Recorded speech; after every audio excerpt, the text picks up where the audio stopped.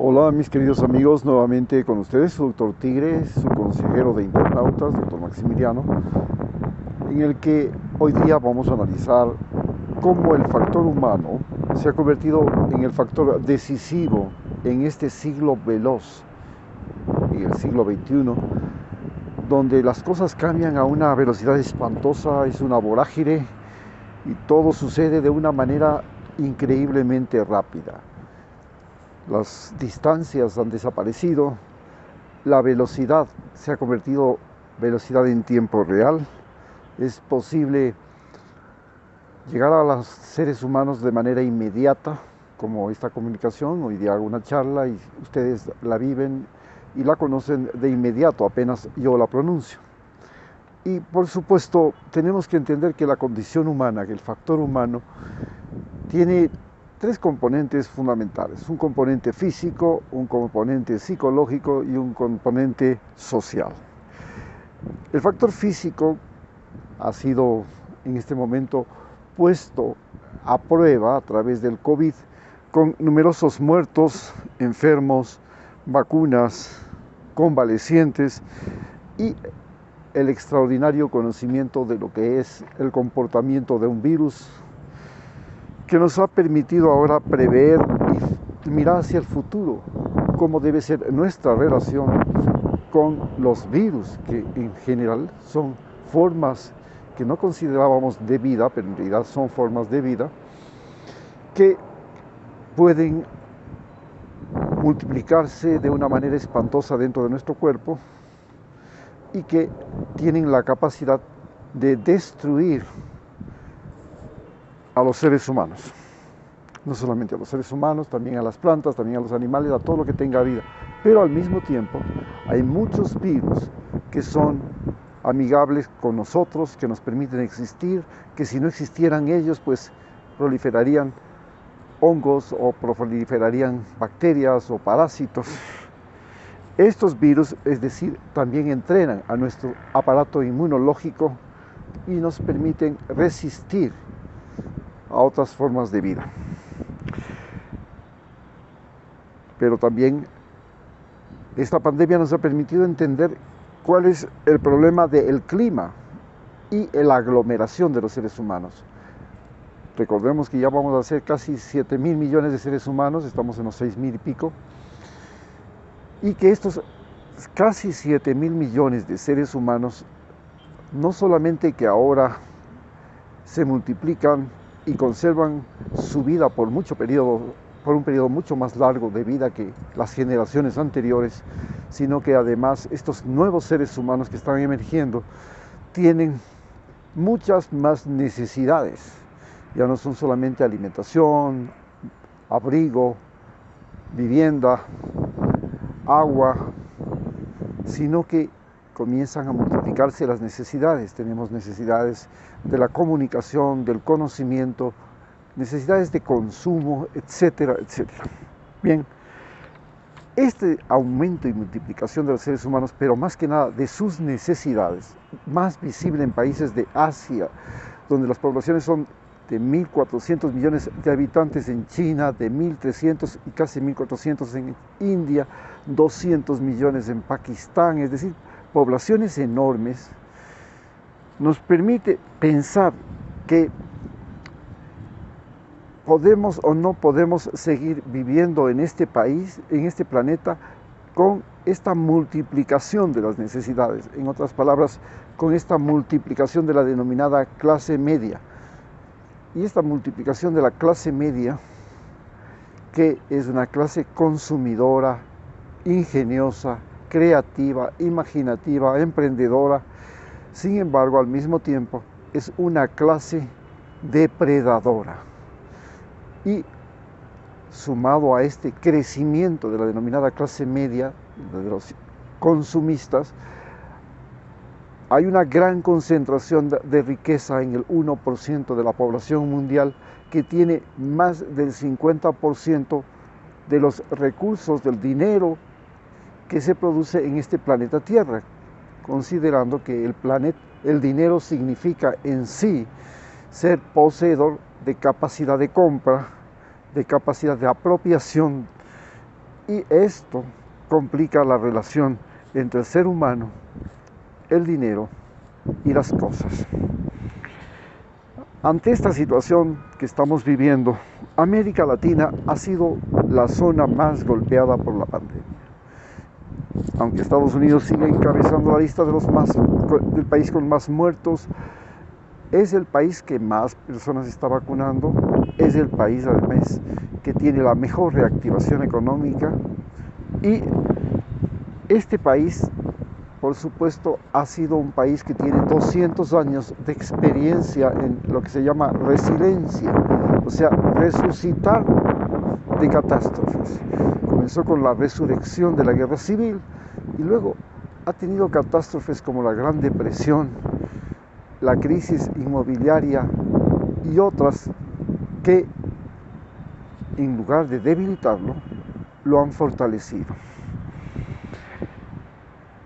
Desde el punto de vista social, psicológico, esta pandemia ha tenido también un impacto muy importante.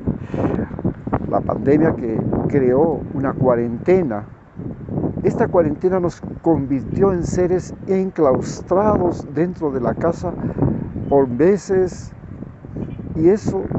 creó una crisis económica y una crisis comunicativa entre los seres humanos. Por suerte se había desarrollado la internet y la distancia dejó de ser un obstáculo para que la gente pudiera comprar, abastecerse, estudiar, trabajar, de tal manera que desde su propia casa, gracias a la internet, se podía abastecer, podía comprar medicinas, alimentos, podía además trabajar y estudiar, algo extraordinario. La ciudad se había creado justamente para poder concentrar mayor cantidad de seres humanos y que esos seres humanos concentrados tuvieran una mayor cantidad de actividades, y esas mayores actividades se convirtieran en el germen de nuevas formas de producción, de inventos, de creatividad, de imaginación, de productos, de industrias, de bienes, etcétera, etcétera. Así, el distanciamiento social nos ayudó también a comprender lo que pasaba en el mundo y cómo funcionaba el mundo. Entonces podíamos entender con más claridad que la muerte en Estados Unidos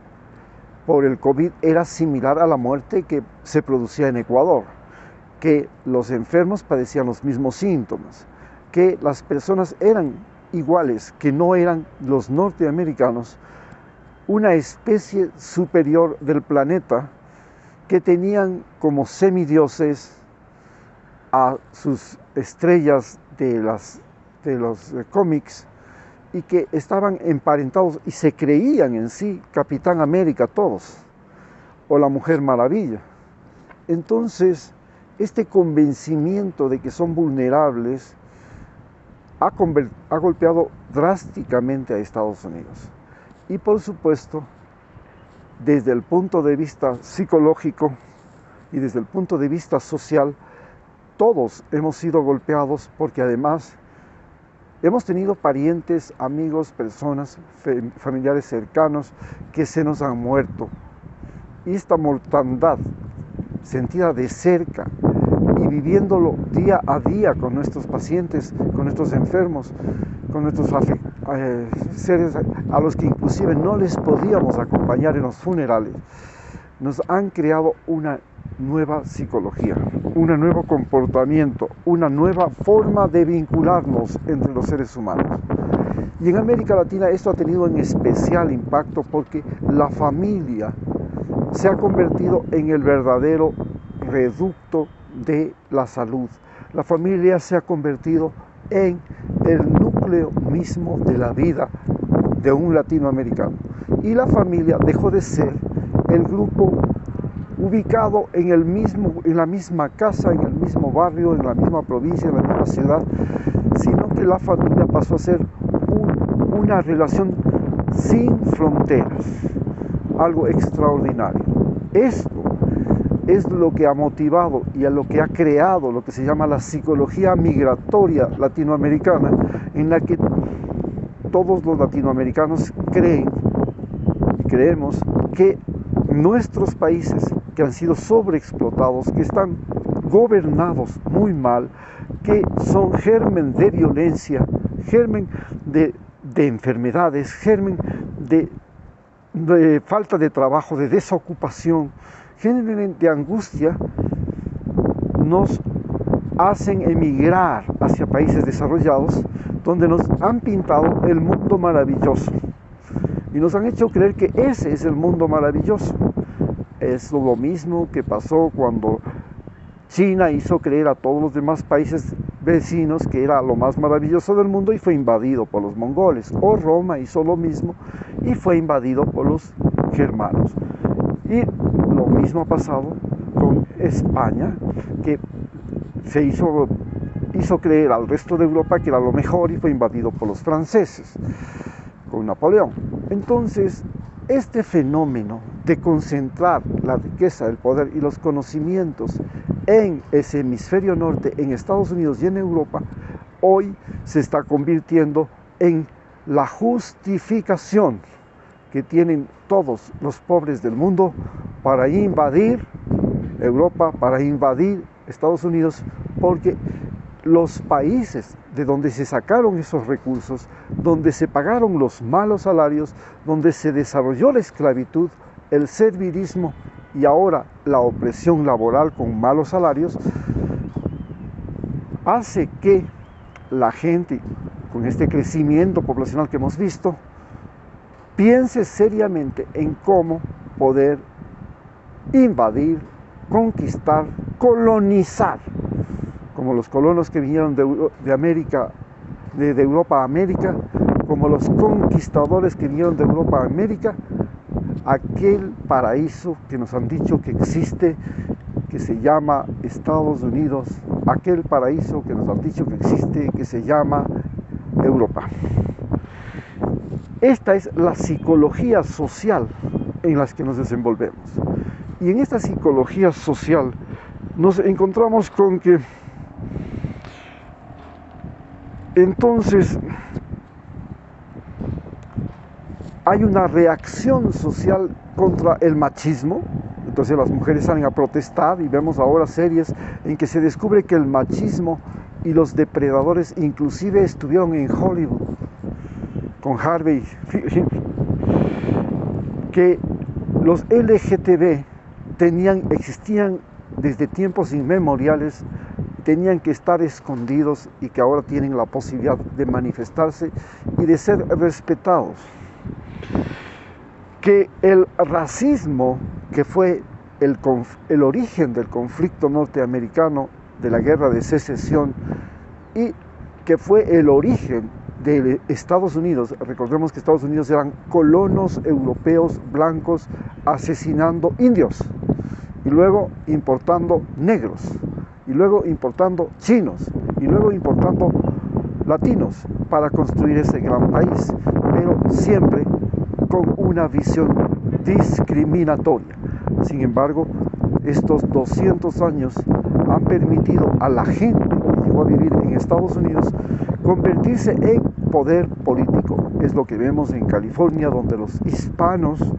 son ahora la fuerza política más importante y donde ya tenemos algunos senadores en los senados de los Estados Unidos y posiblemente esté muy próximo un presidente latinoamericano, igual que llegó a ser Obama, el presidente de los Estados Unidos. En ningún otro país del mundo la posibilidad de que un latinoamericano sea presidente fuera de un país latinoamericano es mayor que en Estados Unidos. Lo mismo que la posibilidad de que sea senador o que sea gobernador. Pero lo más importante, lo más espectacular que ha sucedido en este momento es la explosión de la pobreza. Y esta explosión de la pobreza, que tiene tres formas. Una pobreza que es la pobreza real, donde el individuo no tiene plata para comer, no tiene dinero para vestirse, no tiene dinero para pagar la renta, no tiene dinero para pagar el agua. Esa es la pobreza real. Hay otra pobreza que se llama pobreza comparada, que es la pobreza crónica que tiene la clase media, normalmente la clase media, que son pobres crónicos. Nunca podrán dejar de estar endeudados, y el día que dejen de estar endeudados, ellos piensan que al no ser sujeto de crédito quiere decir, al no ser, pues ellos son seres humanos inferiores. Y entonces el carro es a crédito, la casa es a crédito, todo es a crédito, y todos pasamos por ese dilema y esa situación. Y tenemos la clase alta, la pobreza, que es la pobreza imaginaria del rico que piensa que lo puede perder todo y que tiene que multiplicar todo lo que gana, que es obligación de él multiplicar la gran riqueza que recibió de sus padres y multiplicarla y hacerla más grande y más grande y más grande. Él tiene una pobreza cancerígena que le carcome las entrañas, que le condena, porque su visión y su objetivo en la vida es multiplicar y multiplicar y multiplicar el dinero. El dinero se apropió de su vida. No es él el dueño de las cosas, sino que las cosas son las dueñas de él. Y esta patología se la transmite a sus hijos, se la transmite a sus amigos, a sus relaciones y a todo el mundo. Muchas gracias.